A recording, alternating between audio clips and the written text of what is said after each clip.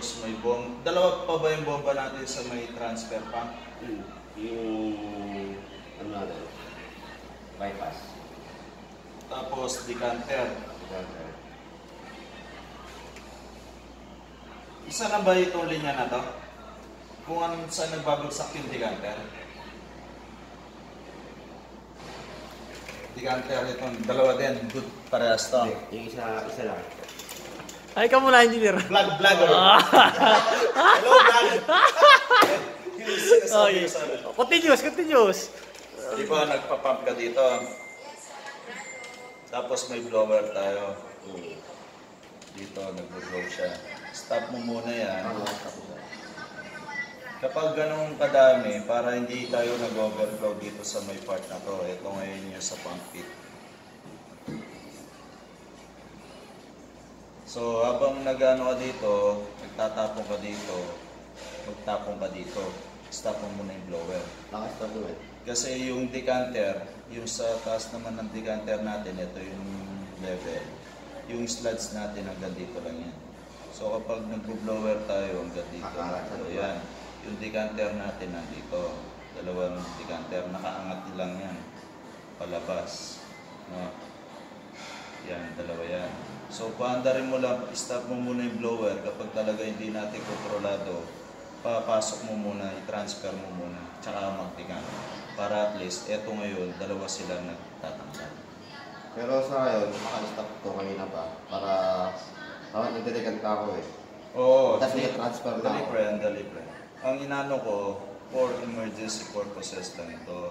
Hindi kayo mabawasan yung sludge. Hindi mababawasan yan, basta hindi nabubulabog. Halimbawa, every Saturday or Sunday, i-anticipate mo na madami. So, nag-blower ka, magdamag. So, i-settle mo na agad yun. Tapos, i-decant mo na. So, ngayon, kapag natansya mo na madami ng tao, mga badang oras pa ng weekends. Gis pa. Alas 10, madami ng tao. Madaming tao. Madami ng tao. So, i-anticipate nyo, i-decant nyo na agad yung laman nito, maubos yan agad dito. Diba? So, mag-transfer ka dito, tapos i-decant mo. Wala na munang blower na blower. Para hindi tayo abutan dito. Ito kasi yung ano natin, di ba? Iniwasan natin. Kasi yung mga pump natin na potable, andyan. So, iniwasan natin na mapuno ito. Tsaka, hello vlog! Hello ka Mongol. Ang inaano natin, iniwasan natin na mapuno to. Kasi sabi niyo madaming laman ng EQT. So, posible mag-overflow pa mo, di ba? Sa gabi kagabi. Kaya nga, iyan mo na to. Ipamonitor mo lang kay Sapno, kailangan wala nagbabara. Kung kailangan mandar ng dalawang transfer, tsaka dalawang decant, gawin na lang. Mamaya pa naman sila darating eh. O, hindi ganun na lang gawin mo kapag tansyado mong magkakaproblema. Okay na, okay. Kasi kahit naman anong gawin natin, bagsak pa din yung natin, STP, kasi andyan pa din yung sa choking. Sinabihan na ba na, i-correct na?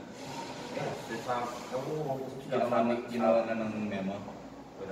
Kailangan may memo na may note na correct. Tanong ko na lang kay Daddy Jason. Hello Daddy Jason, hello vlog! Mas yun siya na. Ali, okay mo yung binidyo kaya kasi babota ka lang yun. Bago tayo paggawa tao. Binubuso ko na sa katawan, kaunti-unti ng tubig. Kasi init talaga eh. Collaboration with Kuya Reynald Dalawa na yung the Great.